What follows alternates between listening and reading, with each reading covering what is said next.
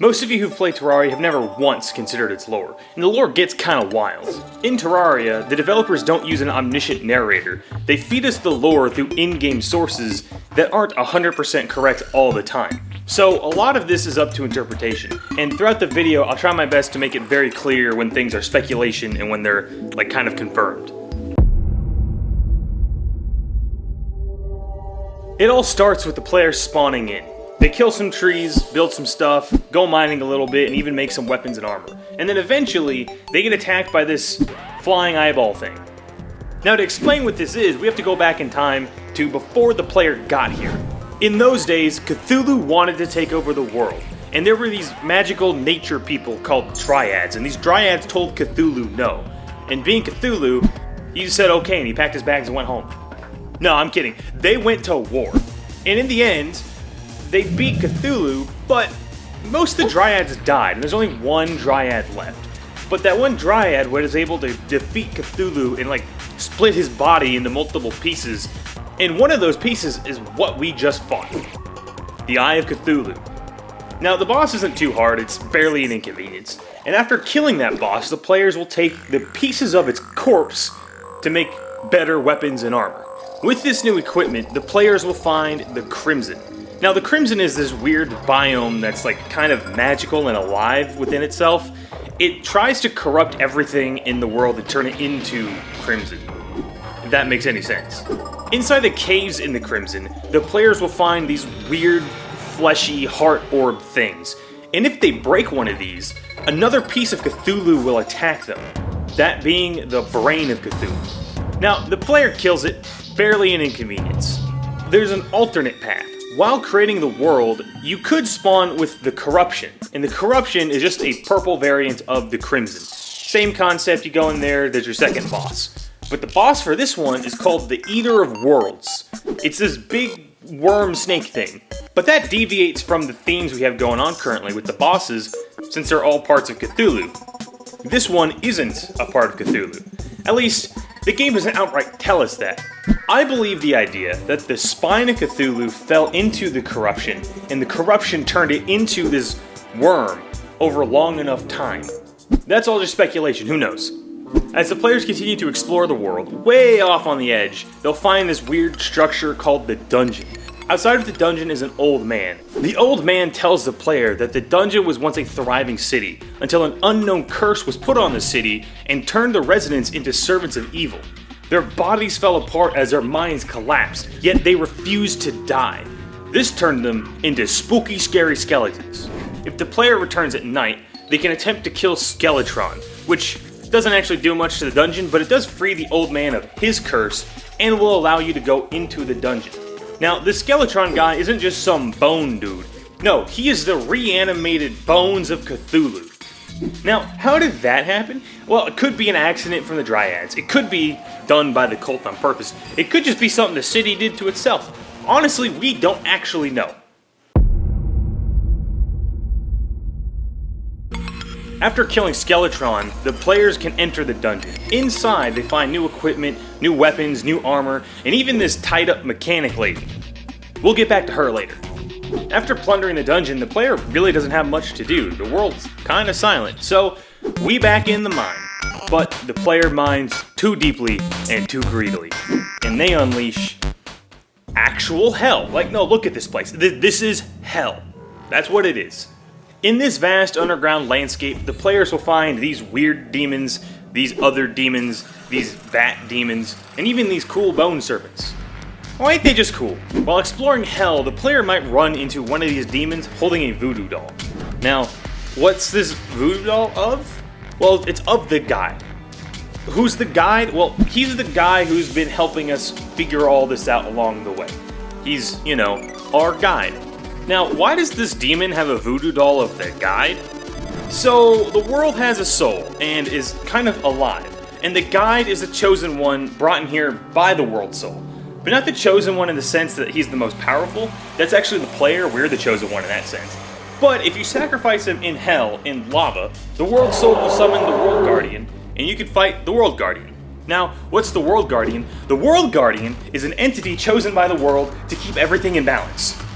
You know how like the Corruption, the Crimson? Yeah, the World Guardian is keeping that from going everywhere and totally corrupting the world. And so the only logical thing to do at this point in the game is to summon the World Guardian and kill it.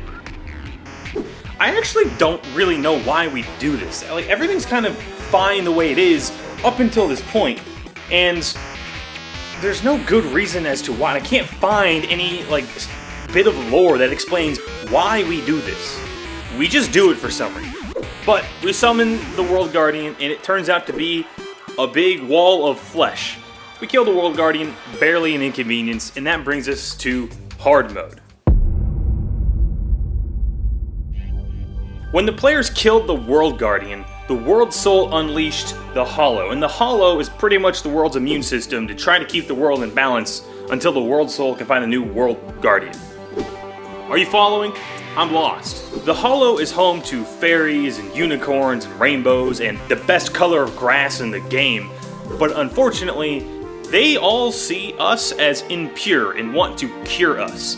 So, we're their enemies. And speaking of enemies, you remember that Cthulhu fella? Well, we killed his brain, we killed his eye, we killed maybe his spine, we killed his bones, so you're thinking he's just gone, right? But it's about this time that the mechanic tells us why she was in the dungeon. The mechanic was in the dungeon because she was kidnapped by the cult and forced to make mechanical Cthulhu parts. So now that's our problem. We have to go kill these mechanical Cthulhu parts. We need to acquire much better equipment. Luckily for us, when we killed the World Guardian, it dropped this hammer. And we can take this hammer and we can break a demon altar. And when we do that, the world gets seeded with new, better, possibly even magical ore. We can take this ore, we can make better equipment. So, we back in the mine. After gearing up all over again and doing some off-screen mining, we find ourselves better equipped to go fight these mechanical bosses. The first of our mechanical bosses is the Eyes of Cthulhu. Yes, I said eyes. This time it's two.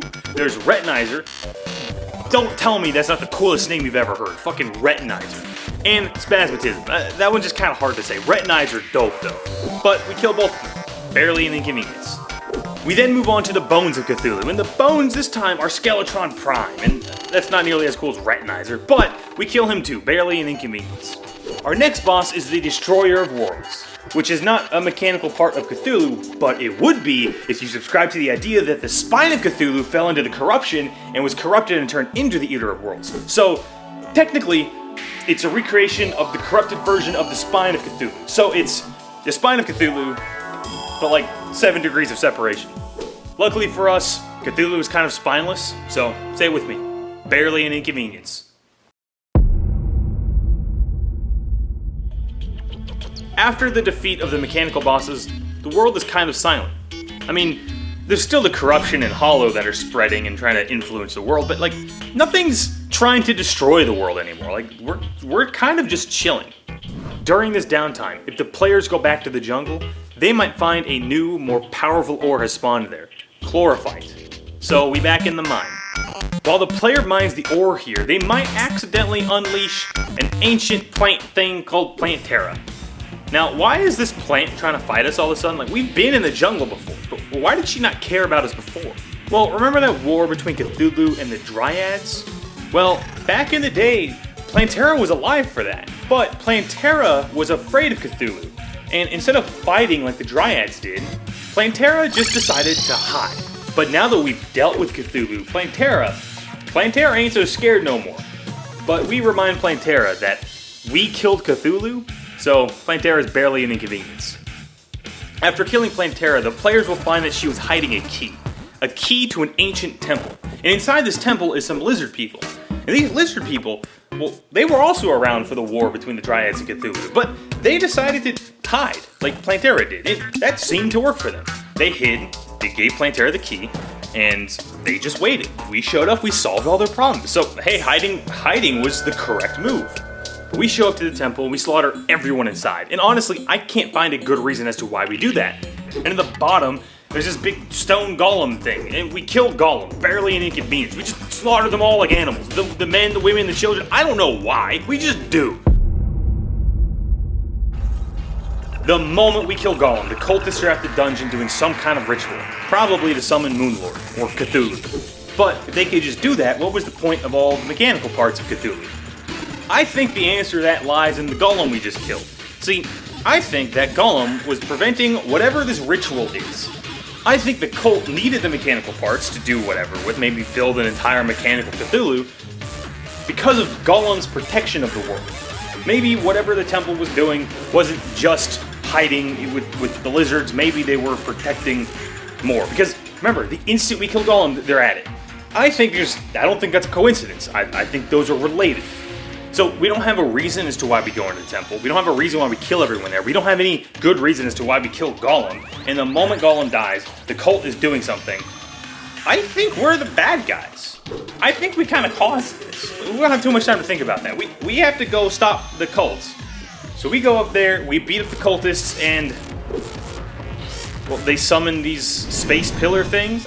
I guess we're too late. I don't know what this has to do with anything. I couldn't find any information, like, lore-wise, what these are or what it means.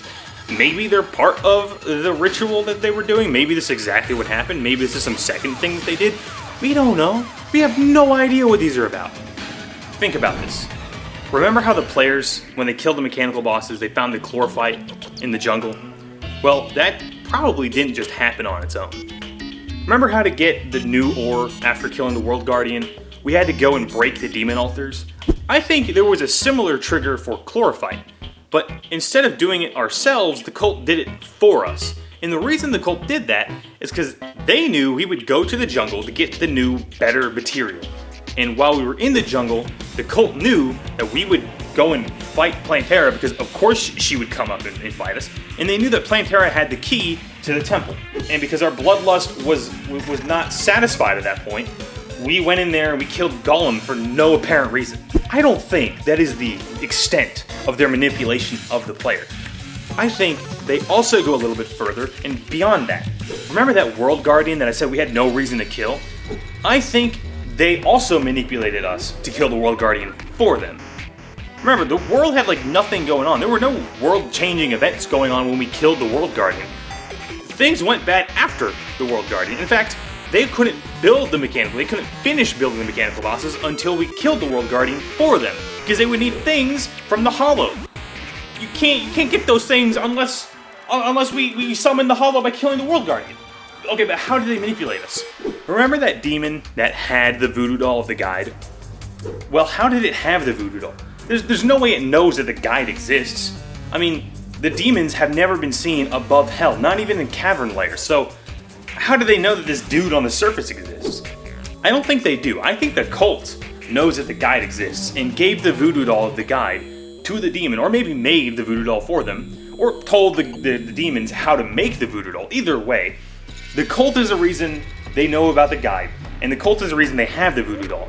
And the cult knows there's a good chance we'll eventually kill one of these demons with the voodoo doll, and either on accident while killing them, or because we wanted to, the doll will end up in lava. And the guide will die, and that will summon the World Guardian. And because we are bloodthirsty maniacs, we will just kill the World Guardian for no apparent reason. But whether or not they manipulated us for their own benefit doesn't really matter. We have some pillars to deal with. Honestly, they're not that hard to deal with. Just kill some enemies. You've killed enemies before. Kill some more enemies. Kill the pillars. And then Moonlord gets summoned. I don't know how. I can't figure out how this ritual relates. I can't find the lore reason as to how this is supposed to happen. I don't even know if this is how the cult intended it.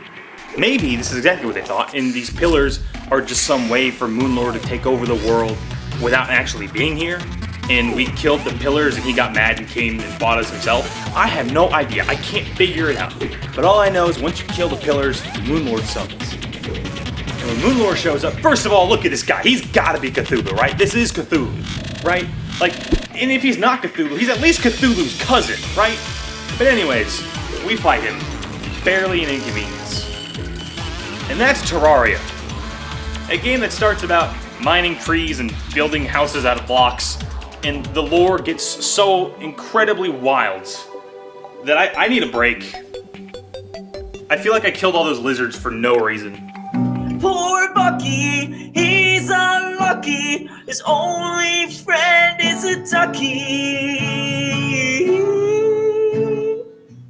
Poor Bucky, he's unlucky. Only friend is a Ducky. That was actually good.